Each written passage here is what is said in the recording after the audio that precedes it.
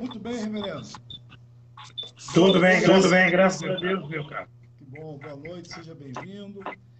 Graças a Deus, depois aí de algumas dificuldades, nos acertamos. Isso é o que importa, né? Estarmos juntos. Isso. Para mim é uma alegria, uma satisfação muito grande poder fazer essa live compartilhada com o nobre professor, vários anos aí, né, lá no seminário, tendo a oportunidade de conhecê-lo, de ouvir as suas aulas. Então, para mim, é um privilégio muito grande. Seja bem-vindo. Irmãos aí que estão chegando, por favor, compartilhem a live e convidem outros irmãos. Muito bem, reverendo. Então, nós vamos suplicar a direção de Deus aqui nessa nossa conversa, né? E esse tema é um tema muito relevante. Nos dias que temos vivido com relação à quarentena, Covid-19, em que vemos aí um agravamento, né, das dificuldades com relação ao convívio, com relação à vida na igreja, tem crescido também a demanda de procura, né, por aconselhamento pastoral. Mesmo nesses dias, seguimos fazendo, né? Hoje mesmo eu fiz aconselhamentos pastorais online e é um tema, né, importantíssimo, é algo que com certeza tem tudo a ver com a vida cristã, tem tudo a ver com a vida de igreja, né? Então, vamos suplicar a Deus aqui em oração, a sua graça, a direção do Espírito Santo, e assim passo a palavra para o reverendo para conduzir, então, a palavra nessa noite. Tá bom, reverendo? Ok. Vamos orar. Pai Santo, Deus eterno, querido e amado, rendemos-te graças, Deus, por esse encontro, por esse momento em nossas vidas.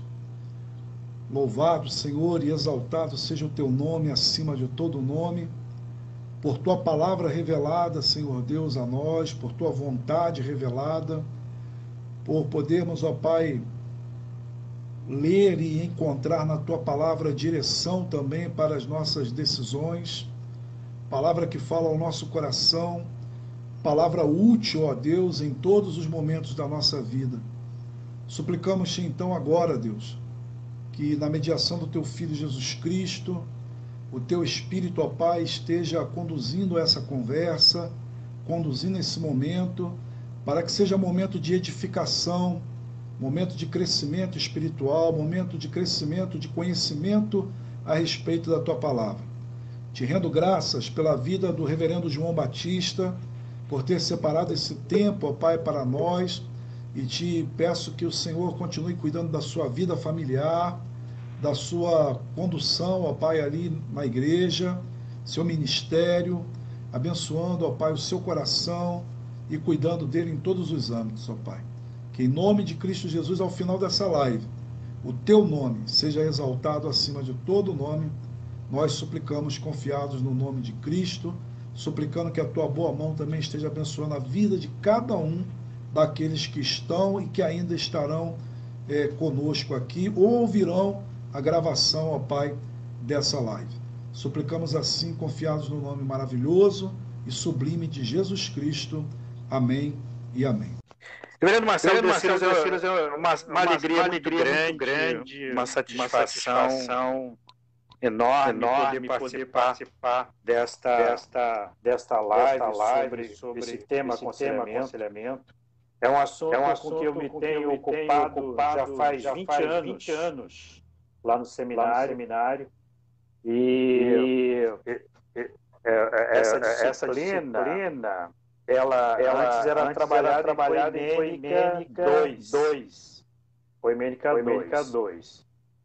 E depois a Igreja Presbiteriana do Brasil, ela instituiu o aconselhamento 1 e o aconselhamento 2. E agora a gente neste semestre, primeiro semestre de 2020, estamos a lecionar o aconselhamento 2. A ideia que a igreja tem é mostrar que há alguns tipos de aconselhamento e que a igreja prefere que se use um deles. Qual é que a igreja prefere? Já dou a resposta. É o aconselhamento bíblico. E eu acho que seria interessante para quem nos veio e ouve se compreender quais são esses tipos de aconselhamento e quais as diferenças básicas entre eles. Podemos caminhar assim? Podemos sim, reverendo. Fica à vontade. Então tá ótimo. O que é aconselhar, Marcelo? Eu criei um conceito para mim, que eu quero compartilhar com vocês, que é o seguinte: aconselhamento é a ação feita por um ser humano, através da qual oferece oportunidade para que alguém passe a ter ou recupere o domínio em uma área específica de sua vida. O que presume o seguinte, Marcelo, quando eu não estou bem, eu me aconselho. Essa é a ideia. Quando eu não estou com domínio num assunto, numa área específica, eu vou a alguém que tem esse domínio. É bem simples. E esse alguém que tem o domínio profere palavras, orientações através das quais eu recupero aquele domínio, ou passo a ter esse domínio. Quando eu passo a ter esse domínio sobre essa área da minha vida, eu não preciso mais do aconselhamento. Eu posso já tocar a vida por mim mesmo, sem nenhum tipo de preocupação, conduzir a vida sob a minha própria forma de ver. Tranquilo? Então, eu quero até dizer a você o seguinte. À medida que você entender que eu deva fazer uma parada, para que alguém faça pergunta e tudo mais, fique à vontade. Eu quero fazer essa live da forma que seja mais didática possível. Então, eu apresentei o conceito de aconselhamento que, ao longo desses anos, a gente pôde perceber que o aconselhamento acontece quando alguém fragilizado vai a uma pessoa que não esteja com aquela fragilidade pode ajudar. Assim que acontece. Agora, há três tipos de aconselhamento dos quais se fala no seminário. E a Igreja Presbiteriana do Brasil recomenda que os alunos de aconselhamento, que os futuros pastores aconselhem de acordo com as normas do aconselhamento bíblico. Ok? Mas eu quero falar de dois outros tipos de aconselhamento. Eu vou apresentar aqui, Marcelo, dois livros que os autores deles sintetizariam este tipo de aconselhamento que eu quero falar antes de falar do bíblico. Eu estou mostrando aqui um livro, Aconselhamento Cristão. Alô? Estão me ouvindo? Sim, eu estou ouvindo. Tá ouvindo bem, Marcelo? Ó, esse é o livro Aconselhamento Cristão. O nome do autor é Gary Collins. Sim. Ok, agora sim. Tenho esse, hein? Tem, né? Olha o tombo dele aqui. Percebe que já foi remendado aqui. Ele é muito usado. Esse Gary Collins é um dos representantes do aconselhamento integracionista. Ok? É um tipo de aconselhamento. Vou mostrar um outro aqui. Tornar-se pessoa de Carl Rogers. Sim. Este aqui simbolizaria ou representaria o aconselhamento secular. Ok? Ok? Pois bem, eu apresentei esses dois tipos de aconselhamento.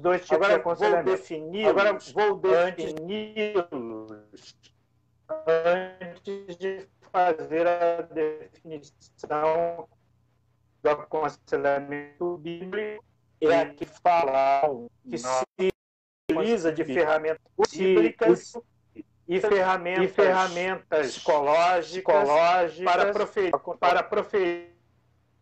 O aconselhamento ele é um misto das contribuições bíblicas e contribuições psicológicas, canálise, psiquiatria e integracionista. Certo.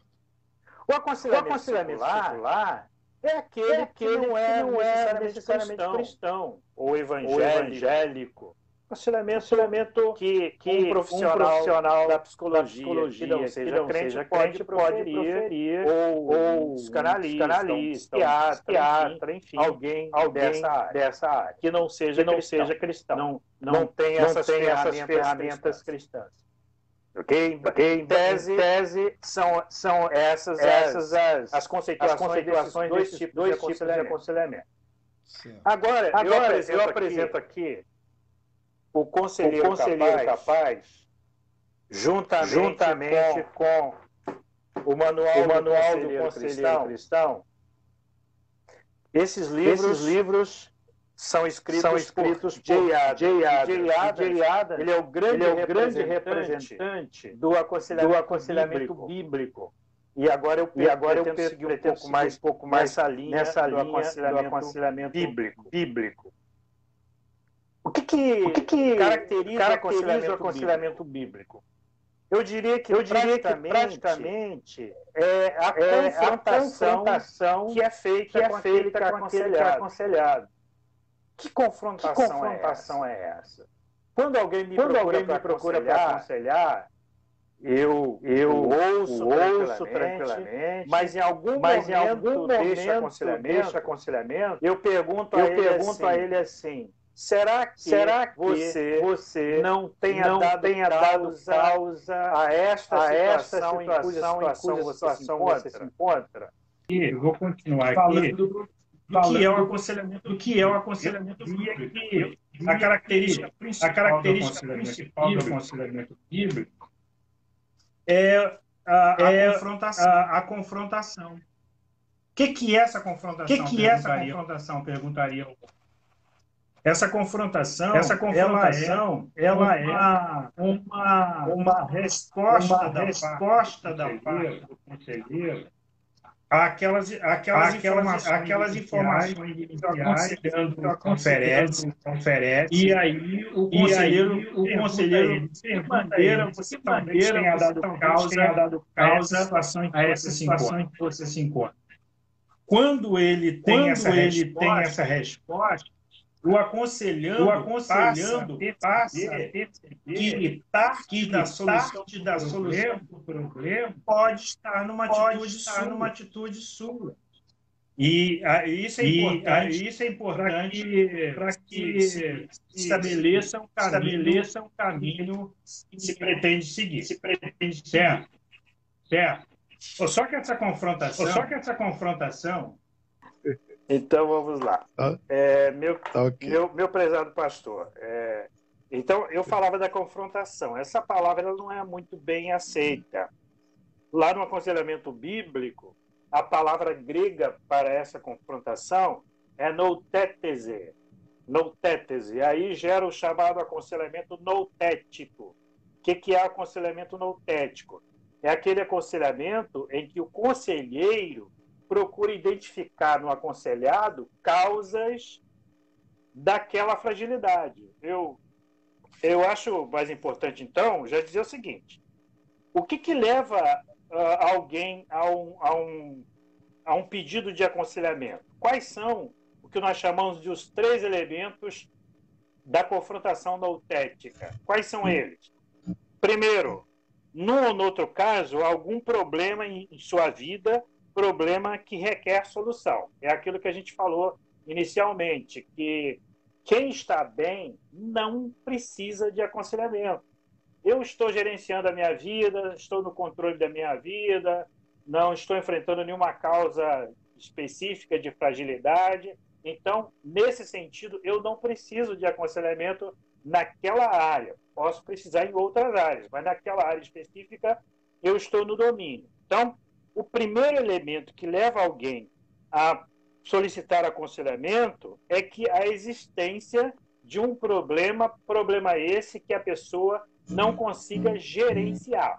Ok? Esse é o primeiro dos 3 elementos da confrontação noutética. E o segundo elemento? Os problemas são resolvidos nouteticamente por meios verbais. Esse verbais aqui, em J. Adams, que é no aconselhamento bíblico, na verdade, são meios orais. Conversa, bate-papo. Porque o verbal, a palavra verbal, ela tem 2 sentidos. O sentido de escrito e o sentido de falado. Quando eu digo assim, olha, eu tratei com fulano de modo verbal. Você pode ter tratado com ele por uma carta, um documento escrito ou um documento ou algo oral, falado, porque linguagem verbal é aquela linguagem para a qual se usam verbos, palavras, diferentemente da linguagem não verbal. Eu digo assim, ó, tá tudo ok, não é? E alguém entende que tá tudo ok. Eu apenas coloquei o meu dedo polegar para cima e me comuniquei sem usar nenhuma palavra. Isso é uma linguagem não verbal. E a linguagem verbal é esta aqui. Eu estou usando a palavra. Eu posso usar essa palavra oralmente ou posso usar essa palavra por escrito. Eu tenho aqui apontamentos. Olha, os meus apontamentos da nossa live de hoje. Isso aqui é uma linguagem verbal, escrita. Pois bem, o que é o segundo elemento da confrontação noutética? Esse segundo elemento diz que os problemas devem ser resolvidos de modo verbal. Só que esse verbal em Adams, na tradução aqui do Conselheiro Capaz, o tradutor coloca verbal no sentido de oral. Porque esses problemas que alguém te leva devem levar você a uma conversa, a um bate-papo. Hoje, com essa pandemia, seria um telefonema, seria um áudio, seria um encontro presencial, mas a 1,5 metro de distância, mas ter-se-ia que usar a palavra falada. Então, esses problemas devem ser resolvidos de modo oral. Lá está escrito verbal. E o terceiro elemento da confrontação noutética é que a correção verbal, que aqui é oral, visa a beneficiar o interessado. Quando alguém vai para uma sessão de aconselhamento, vai para sair dali melhor e não pior. Então, visa a beneficiar o interessado. Isso vai ao encontro, Marcelo e irmãos, daquele nosso Código de Disciplina da Igreja Presbiteriana do Brasil, o primeiro artigo do CD, que diz que a disciplina tem as seguintes finalidades. Lá no final diz o bem-estar do faltoso, ou seja, quem vai para uma disciplina há de sair dali melhor do que quando entrou naquela disciplina. Ok? Então, repetindo aqui, os 3 elementos da confrontação noutética. Não está legal, algo não está legal. Segundo, meios verbais, ou no caso orais, e a correção tem por objetivo beneficiar. Ok. Esses 3 elementos da confrontação noutética leva você a sinalizar o modo como você vai tratar a pessoa que te procura.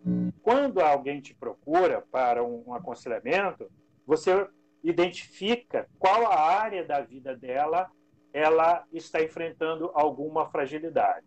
Você identificando essa área, você como pastor, como conselheiro cristão, você vai pensar os meios através dos quais você vai prover essa ajuda.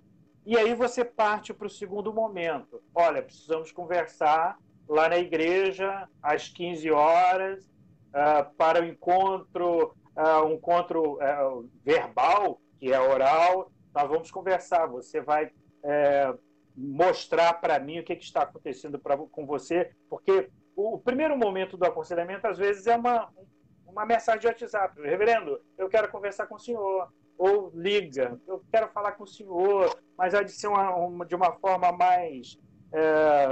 que o senhor possa me atender com mais tempo e tudo mais.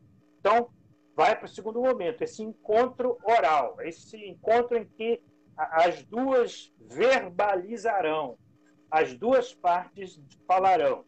E aí, dentro desse encontro, é que eu posso usar um método que vem lá das chamadas PSIs, né? Da psicologia, psicanálise e psiquiatria. Por que eu me refiro ao método? Porque uma das maneiras de você colher as informações do seu aconselhando é ouvi-lo exaustivamente, ouvir, dar atenção. É preciso que a pessoa que vai procurar aconselhamento perceba que você está interessado na causa dela. Não pode pensar na ideia de que a pessoa está falando ali e você está preocupado com outros assuntos. Não. Por isso, é necessário que você marque com ela um horário, um encontro, nem que seja assim, ó, nós vamos conversar das 3 às 4, das 15 às 16 horas, para que ela saiba que dentro daquele período ela há de conseguir expressar o que está acontecendo com ela. E naquele momento o conselheiro deve, como método, dar atenção. Outra coisa, deve interagir, ou reagir, ou responder. Que resposta é essa? Num primeiro momento, quando alguém ainda está falando, é uma resposta talvez não verbal. Como assim, reverendo? O simples balançar a cabeça, como quer dizer assim, eu estou entendendo o que você está falando. Continua falando. Eu estou percebendo. Eu estou acompanhando. Eu estou contigo. Daqui a pouco eu te profiro uma palavra, mas neste momento saiba que eu estou acompanhando a sua dor. Eu estou me compadecendo de você. Enfim, é uma resposta primeira que se dá àquela pessoa que está pedindo aconselhamento. E é uma resposta que pode ser, no primeiro momento, não verbal. Mas você pode também dar uma resposta verbal. Você pode comentar, interrogar, confrontar, informar, interpretar, apoiar, encorajar. Ok. Aí, outra questão que nós chamamos também de técnicas de aconselhamento é que um aconselhamento permite a você ensinar a pessoa. Ensinar o quê? Ensinar essa pessoa a andar com as próprias pernas. Eu tenho comentado nas igrejas por onde passo, estou na terceira igreja do meu pastoreio, que o meu trabalho pastoral deve ser feito de uma forma eficaz, e esse eficaz pode significar que, ao longo do tempo, as ovelhas necessitem menos de mim como necessitavam no início do meu pastorado. O que eu quero dizer com isso? Eu quero dizer que a minha pregação deve ensinar, o meu comportamento em família deve ensinar, que o meu trato com os meus filhos deve ensinar, que a maneira como eu leciono no seminário deve ensinar, que a maneira como eu me conduzo em outras áreas da minha vida também são um ensinamento para a igreja. E isto levará as pessoas a serem encorajadas eu vou aqui usar uma palavra que não é minha, é do apóstolo Paulo. Paulo diz assim: sede meus imitadores, como eu sou de Cristo. Pode parecer algo meio presunçoso, não é? Eu dizer assim, eu quero que a igreja me imite. Pode parecer presunçoso. Pode até parecer, mas é bíblico. Ou seja, eu devo ter um comportamento tal que as pessoas que ouvem as minhas pregações, que ouvem os meus aconselhamentos, que veem meu comportamento com a família, pensem assim, eu quero ser crente como o crente é o pastor João Batista. Se, por um lado, isso pode me trazer alguma ponta de orgulho, eu quero já adiantar aos senhores que a responsabilidade minha cresce a cada pregação que eu faço, a cada aconselhamento que eu profiro, a cada aula que eu dou em seminário. Quanto mais pessoas disserem assim, eu gosto do jeito de ser do reverendo João Batista, eu me sinto mais responsável ainda. Marcelo, eu vou te contar uma historinha de um menino que talvez os pais dele estejam me vendo agora eu vou fazer a citação, que é uma coisa muito boa que me aconteceu lá na igreja de Coelho Neto, um menino chamado Silvinho. Alô, Silvia, volta aí, paz do Silvinho. Você sabia que o Silvinho, quando eu era pastor de Coelho Neto, ele gostava de ir para a igreja de terno porque eu usava terno? Que coisa curiosa. Eu ficava assim, meu Deus do céu, que responsabilidade. Eu me cuidava, talvez não tanto por causa dos grandes, mas por causa do Silvinho. Então, o aconselhamento, ele envolve todo um ensino, toda uma didática que é possível provir daquele que aconselha. Uma outra técnica importante é filtrar, Marcelo. O que é filtrar aqui? Quando alguém está falando para ti o que ainda está incomodando, você precisa, como conselheiro, o conselheiro há de identificar aquilo que realmente vai fazer diferença para a resposta dele futura. Porque talvez a pessoa esteja tão angustiada, tão, como diria talvez um nordestino, acabrunhado, que essa pessoa fale um monte de coisas que para aquele momento não contribuiria para a resposta que ela terá do conselheiro. Então, o conselheiro vai filtrar, ele vai identificar naquela fala daquela pessoa os elementos de que ele vai se servir mais adiante para dar a resposta a essa pessoa. Ok? Agora eu vou falar de 3 outras coisas aqui. Eu vou falar de iniciativa do aconselhamento, vou falar de dependência do aconselhamento e vou falar de motivações erradas para o aconselhamento.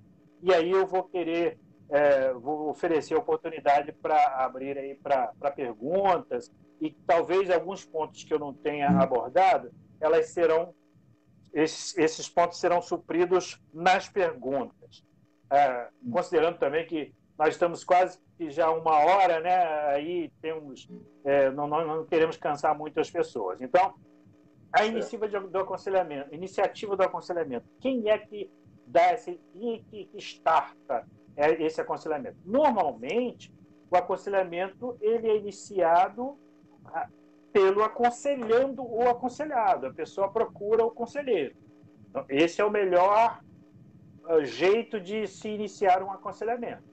O aconselhando, ele procura o conselheiro. E o conselheiro tem até preservado a sua autoridade quando ele é procurado.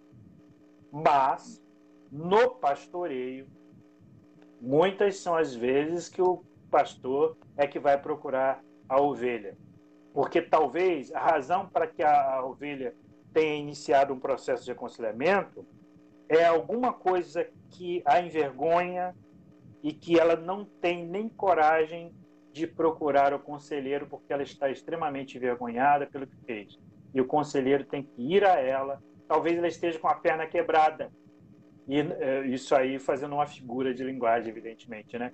E ela não possa caminhar para ir até o seu pastor e o pastor precisa ir a ela.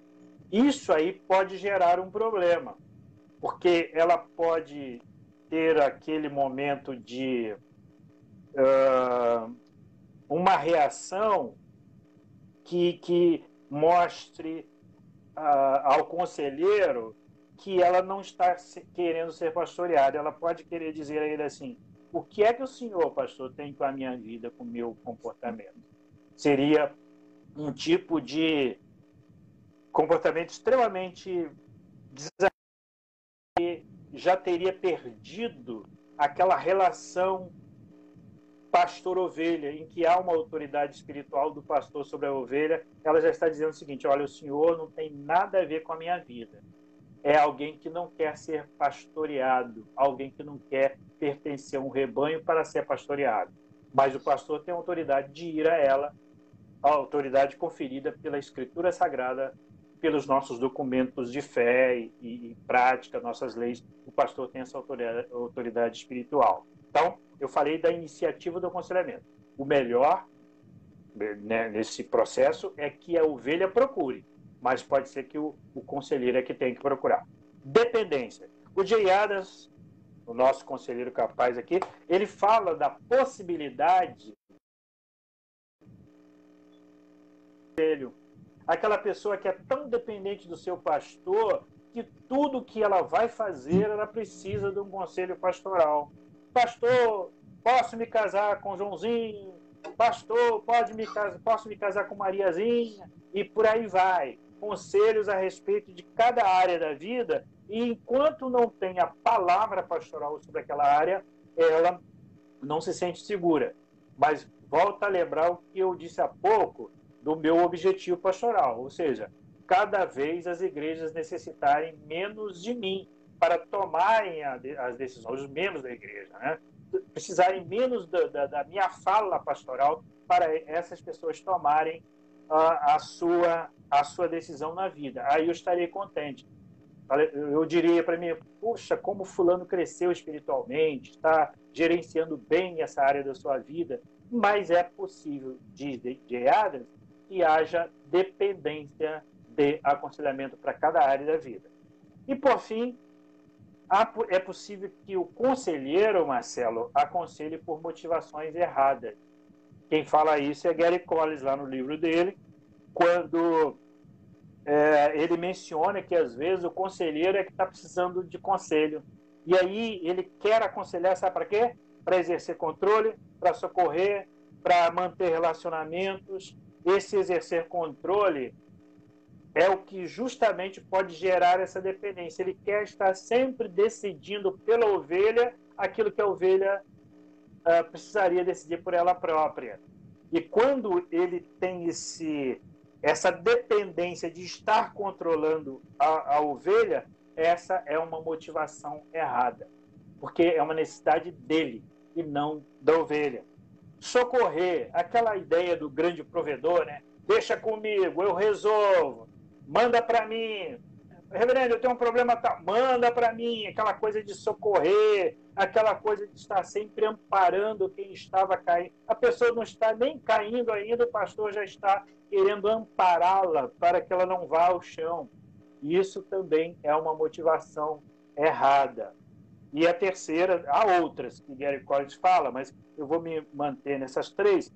A terceira, que é uma muito perniciosa, é aquela que o pastor aconselha porque tem necessidade de manter relacionamentos. Ele é uma pessoa sozinha, alguns não são bem casados, não têm um bom relacionamento familiar, do seu núcleo, do seu nicho, não é, familiar, e por essa razão ele quer ter relacionamentos de amizade, às vezes até na área afetiva, com pessoas que não são aquelas da sua família. Esta é uma das que mais acontece e ela é extremamente perniciosa. Normalmente, isso resulta, e às vezes até em deposição do pastor de seu ofício, porque ele acaba tendo envolvimentos afetivos na igreja, além daqueles necessários para ajudar as ovelhas a resolverem os seus problemas. Porque a gente teve que correr um pouquinho por questão das nossas dificuldades técnicas. Então, vou fazer um resumo. Do que eu falei esta noite? Eu falei, inicialmente, dos tipos de aconselhamento bíblico, aconselhamento secular, o aconselhamento integracionista, e me voltei para o bíblico, falando que ele tem três elementos da confrontação noutética. Alguém está com problema, esses problemas são resolvidos oralmente, e essa exortação oral visa a beneficiar o interessado. Falei das técnicas de aconselhamento, ouvir, responder, ensinar, filtrar, e terminei por falar da iniciativa do aconselhamento, da dependência e das motivações erradas para aconselhar. Agora eu me coloco aí à disposição de vocês, Marcelo, vocês e os que nos veem, para perguntas que eventualmente possamos responder. Ok, então os irmãos aí que quiserem fazer perguntas, né, podem entrar e ir colocando aqui que eu vou tentar acompanhar as perguntas, né? Enquanto os irmãos não colocam e vão escrevendo aí, vem assim para mim, né? Vem à minha mente, a gente vai ouvindo e várias coisas vão vindo, né? Vão vários questionamentos, várias considerações. E primeiro assim, eu entendo que é um desafio muito grande, né, para o pastor exercer o aconselhamento por conta de todas esses cuidados, né, que o irmão citou no final em relação a desvirtuar o aconselhamento, não perder o rumo do que de fato aqui serve, aqui se presta, né, o aconselhamento. E uma outra situação também que eu acho muito perigosa, esse foi o lado do conselheiro, é a questão da dependência do aconselhando, né? Como o senhor falou, nosso papel como pastores, né, pensando aqui mais na figura do pastor, mas outras pessoas também podem ser conselheiros, né?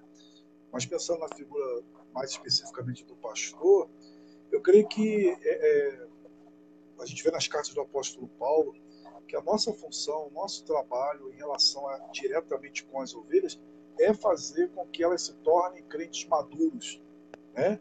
Crentes que não fiquem nessa dependência do pastor. É claro que ela efetivamente acontece como relacionamento de comunhão, relacionamento de pastoreio, mas que elas possam ter maturidade para identificar também na palavra de Deus, né, qual é a vontade revelada de Deus para o seu casamento, para a sua maneira de educar os filhos.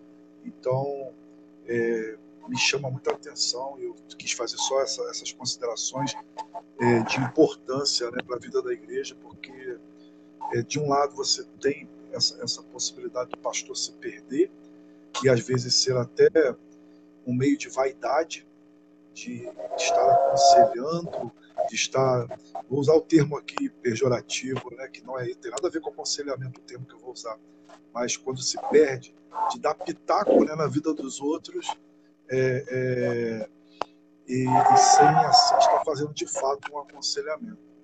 Então é de fato Reverendo Marcelo, relevante. Sim, fica à vontade. Pode dar a impressão, naquela minha fala, de que quanto mais o pastor trabalhar corretamente, menos as ovelhas precisarão dele. Pode dar a impressão de que o pastor vai ser uma peça dispensável na vida da igreja. Não preciso mais dele, porque eu já sei tudo. Aí que está o detalhe, né? Primeiro que ninguém nunca sabe tudo. Primeira coisa, ninguém nunca sabe tudo. Nem o pastor, nem ninguém. E segundo, que se eu tenho ao meu lado uma pessoa que pode me ajudar em várias áreas da minha vida, talvez eu não esteja precisando agora, mas ela tem o potencial de me ajudar em várias áreas da minha vida, eu quero sempre essa pessoa do meu lado. E o pastor há de ser essa figura que seja benquista, bem-vinda. Especialmente quando alguém faz aniversário, eu costumo dizer assim: você é uma pessoa necessária. Não é, pode dar a impressão que eu quero dizer que há pessoas que não sejam necessárias, mas tem pessoas que têm atitudes que as atitudes delas são desnecessárias. Eu quero dizer para essa que faz aniversário, uma maneira de parabenizá-la pelo aniversário, é o seguinte: seja sempre uma pessoa necessária. Sabe aquela pessoa que coloca a cereja no bolo e a azeitona na empada? Seja essa pessoa. Seja essa pessoa que quando ela chega, oh, que bom, fulano chegou, louvado seja Deus. Quando ela está entrando na igreja, chegou um pouquinho após iniciar o culto, graças a Deus fulano veio. O pastor tem que ser essa pessoa sempre necessária. Não entenda, os irmãos não entendam que esse meu desejo pastoral de ajudar as pessoas a ponto de elas precisarem cada vez menos de mim, significa que eu me penso dispensável. Não, eu não penso assim, não. É que eu acho que a minha presença ali não vai ser para resolver um problema, vai ser para tomar um café com a pessoa, não vai ser para resolver um problema, vai ser para falar coisas sem muita importância, porque às vezes a gente tem que ter essa conversa também com as ovelhas, falar de amenidades, falar de coisas que nos façam rir, nos façam nos alegrar. Então, é isso que eu quero dizer, porque grande parte, e aí eu volto ao J. Adams, ele fala assim, grande parte do ministério pastoral se constitui de o pastor tentar reanimar as ovelhas. Toda hora o pastor reanima um. Ele reanima este, segura esse aqui. Quando ele olha para o lado, o outro já está quedante, já está precisando de ajuda também. Quer dizer, e ele? E ele? E esse camarada aí que de vez em quando precisa também do auxílio das ovelhas, de uma palavra de uma ovelha, que pode vir até de uma criança, como eu citei aqui. Né? Eu tenho um pastorado muito voltado também para as crianças. Eu acho que das crianças, como a própria Escritura diz, da boca dos pequeninos vem o perfeito louvor, e essas crianças são uma das razões porque eu devo continuar pregando, devo continuar exercitando, devo continuar ensinando. Ok? Se houver perguntas aí, estamos prontos a tentar responder. Tá certo, estou de olho aqui. Surgindo alguma pergunta aqui, eu vou estar passando pro pastor, né? Essa fala, né, do irmão em relação ao pastor, porque de fato às vezes nós falamos algo e pode-se ter outras interpretações, como o senhor colocou, né? Mas eu entendo que essa ação pastoral ela precisa estar sendo sempre muito bem revista, né, pelo pastor, pela igreja, porque o pastor, geralmente o pastor ele se coloca ali como, eu sou uma ovelha, né, pastoreada pelo Supremo Pastor, que está com a responsabilidade de pastorear esse rebanho, né, do qual aqui nós fazemos parte. E essa relação de busca do pastor para o auxílio, às vezes, algumas pessoas têm. No meu pastoreio, eu tenho visto isso, alguns irmãos têm essa facilidade de dizer, pastor, eu preciso conversar com o senhor, né? E a gente marca esse gabinete. No entanto, às vezes, tratando aqui da questão do aconselhamento pastoral, é triste, vou usar a palavra triste, quando um casal, por exemplo, chega na busca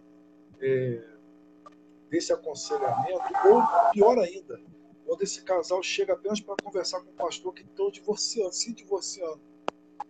E a gente pergunta assim, mas vamos conversar, né? E aí alguém diz assim, pastor, se fosse talvez lá atrás, nós poderíamos até agora conversar. Mas às vezes as pessoas retardam essa busca por socorro, né, pastor? Então, eu assim, nessa fala do senhor aqui nesse tema, encorajar os irmãos para procurar o pastor, encorajar para que não se perca tempo, né, que não poderia ter tido um auxílio. Né? Eu sei que a casa conjugal, aí, se eu quiser falar, o senhor fica à vontade, ela é difícil. Às vezes as pessoas vão tentar resolver, e com isso vão se ferindo, se machucando e não buscaram auxílio. Né? Então, eu entendo que há algumas situações que às vezes as pessoas poderiam procurar o pastor um pouco mais cedo para tratar certas situações. É verdade. O Caná, chegou um momento que alguém falou assim, olha só, eles não têm mais vinho, não. Alguém alertou que o casal não tinha mais vinho, que é o símbolo da ausência de vida no casamento. Né? É muito complexo isso, porque quando o problema de um casal está pequeno ainda, alguns desentendimentos e tudo mais, talvez eles não percebam o momento exato de procurar ajuda. E quando procuram, já procuram para uma dissolução do casamento. E é algo extremamente complexo na vida de um casal. Se procurarem cedo demais, correm o risco de eles se acostumarem a um aconselhamento e criar aquela dependência. Sabe, nós falamos de dependência. Eles procuraram cedo demais, e aí toda vez que tiver um problema, menor que seja, vão ao pastor. O que significa dizer que no quesito casamento, quando alguém fala assim, vou me casar, ela tem que estar com algumas coisas muito bem resolvidas, viu, Marcelo e irmão? A primeira coisa que tem que estar bem resolvida é ela entender quem ela é, cada um de per si, o cônjuge do sexo masculino e do sexo feminino, ela saber o que ela quer para si, e o outro cônjuge também saber, para que eles resistam àqueles momentos de fragilidade da relação conjugal e tenham uma noção exata do momento que devem procurar ajuda. Pode não ser do pastor, pode ser daquela senhorinha farta em dias e farta em experiência. Talvez não precisem ir ao pastor. E aí aquela senhorinha vai falar assim, olha, eu vou dizer a vocês, vou contar a minha história. E talvez ela não tenha as técnicas de aconselhamento, mas ela pode dizer assim, olha, talvez seja bom, conversa com o reverendo, conversa com o pastor. Então pode ser por tabela também essa procura ao auxílio pastoral. Então, a dificuldade é identificar o momento exato para essa busca de ajuda. Ótimo, excelente. Eu creio que esse tema, nós poderíamos fazer várias lives aqui, né, a respeito desses desdobramentos aí, né? Karen Collis lá trabalha, né, vários desdobramentos ali nos capítulos dele, né? Isso. Então, assim, e o Jay Adams de uma forma também assim, muito instrutiva, né, no que diz respeito ao exercício do aconselhamento, né? Eu vejo o Jay Adams mais técnico, né, do que o Karen Collis, né, ali no livro deles, mas eu acredito que nessa noite nós pelo menos começamos a abrir uma picada, né, a respeito desse tema, que é um tema que não é tão falado nas igrejas, né? Não é um tema de muitos sermões, né? E é um tema tão presente e encharcado, né, quando feito pelo pastor e tudo mais, encharcado de boa doutrina, né, de boa teologia. É verdade. Então, é um tema que eu acredito que seria muito bom tê-lo novamente aqui, de uma forma mais calma, e até tratarmos os desdobramentos aqui desse tema. Sem nenhum problema técnico. Sem nenhum problema técnico, com certeza. Eu lhe agradeço muito por estar aqui. O senhor, nós já conversamos até sobre outros temas aí para tratar também, mas agradeço muito. O senhor falou a respeito das crianças, realmente as crianças mexem muito com o coração do pastor, né? Eu coloquei até um videozinho que as crianças ligaram para mim, mandaram mensagem, pastor, estou com saudade, então é muito bom, mas não sou tão criança assim, tão pequeno assim, mas eu quero registrar aqui também a minha admiração pelo senhor, né? Desde o seminário, como professor, como pessoa ali a ser um exemplo para mim e com certeza por tantos outros seminaristas, né, de pastoreio também assim abençoador nas igrejas que passou. Então eu fico muito feliz. Quero dizer para o senhor que está diante aqui de um aluno, né, muito feliz por essa oportunidade aqui. Tá bom, Leandro? Passo a palavra para o senhor. Mais uma vez, muito obrigado. E aguardo outras oportunidades aí, de acordo com a sua agenda, para estarmos juntos. Ok, eu quero então mandar um abraço para você. Vou até tirar os óculos aqui, que uso os óculos para ler, né? Eu não gosto muito de aparecer assim em vídeo de óculos, não. Eu quero mandar um abraço para você, meu querido irmão, minha querida irmã, desejando que Deus abençoe sua vida.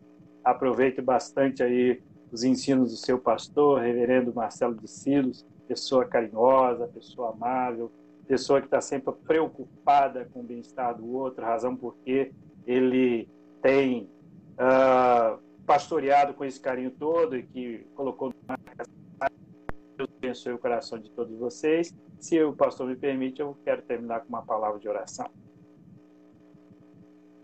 Sim, meu irmão, Ok? por favor. Amém. Ok, amém. Santíssimo Deus, eterno Pai, nós te agradecemos profundamente, Senhor Deus, pelo privilégio que o Senhor nos concede de nos servindo deste canal, de uma mídia, de uma rede de internet, nós podermos levar uma palavra a respeito do aconselhamento bíblico, e este método se utiliza, ó Deus, para oferecer ajuda a alguém que esteja vivendo um momento de fragilidade em sua vida. Pai amado, que o Senhor abençoe e guarde a vida de todos os irmãos que puderam nos acompanhar e vierem a assistir esse vídeo no futuro, e elas possam também ter a vida abençoada pelo Senhor. Nós oramos agradecidos, em nome de Jesus Cristo. Amém. Reverendo Marcelo, um grande abraço, meu irmão. Amém. Tudo de bom. Deus o abençoe. Um grande abraço, meu irmão. Igualmente. Amém, amém. Obrigado, irmãos aí que estiveram conosco. Deus abençoe a vida de cada um. Hoje nós não vamos ter a oração da noite, porque estamos aqui, mas um desejo imenso aí de que a sua noite seja tranquila, um sono reparador, e que ao acordar amanhã, Deus possa renovar as suas misericórdias sobre a vida de cada um de nós. Então, uma alegria imensa ter estado aqui também com os irmãos que participaram. Muito obrigado. Boa noite a todos. Paz em Cristo, reverendo. Amém.